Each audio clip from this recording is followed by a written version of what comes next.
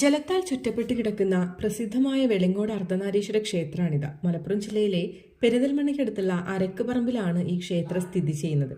ഒരുപാട് പ്രത്യേകതകളുള്ള ക്ഷേത്രത്തിലെ താലപ്പൊലി മഹോത്സവമാണിത്. സമാപന ദിവസം കൂടിയാണ് കേട്ടോ, 7ാമത്തെ ദിവസം. ജനുവരി 11-നായിരുന്നു കേട്ടോ ലാസ്റ്റ് പൂരം. ഈ ഒരു ദിവസത്തിൽ ഞാൻ ഇവിടെ എത്തുന്ന സ്വപ്നത്തിൽ പോലും ഞാൻ വിചാരിച്ചിട്ടില്ല.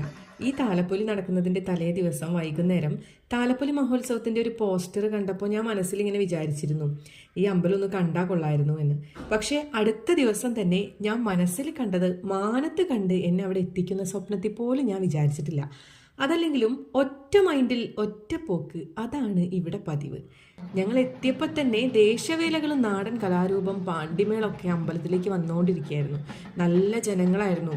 തിരക്കിലാണെങ്കിൽ അങ്ങോട്ടും ഇങ്ങോട്ടും അനങ്ങാൻ പോലും പറ്റാതെ സ്റ്റക്കായി പോയൊരവസ്ഥയായിരുന്നു കേട്ടോ.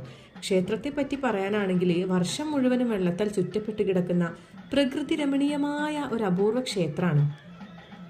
ശിവനും പാർവതിയും ഒന്നായ അർദ്ധനാരീശ്വര സങ്കല്പത്തിലാണ് ഇവിടെ ആരാധന നടക്കുന്നത്. പാടവും തോടും നീർച്ചാലുകളും കടന്നു വേണം ക്ഷേത്രത്തിലെത്താൻ. പ്രകൃതി ഒരുക്കിയ വിസ്മയം തന്നെയാണ് ഇവിടം. ചുറ്റോട് ചുറ്റും തെളിനീരുറവ നിറഞ്ഞു നിൽക്കും. കൊടും വേനലിലും വറ്റാത്ത ഈ തെളിനീരുറവയാണ് വെളിങ്ങോട് അർദ്ധനാരീശ്വര ക്ഷേത്രത്തിന്റെ സൗന്ദര്യം. ഇന്ന് ക്ഷേത്രമിരിക്കുന്ന സ്ഥലത്ത് ഒരു യോഗി തപസ് ചെയ്തെന്നും ജലത്തിൽ ശ്രീപാർവതി സാന്നിധ്യമുണ്ടെന്ന് വെളിപാടുണ്ടായെന്നുമാണ് ഐതിഹ്യം.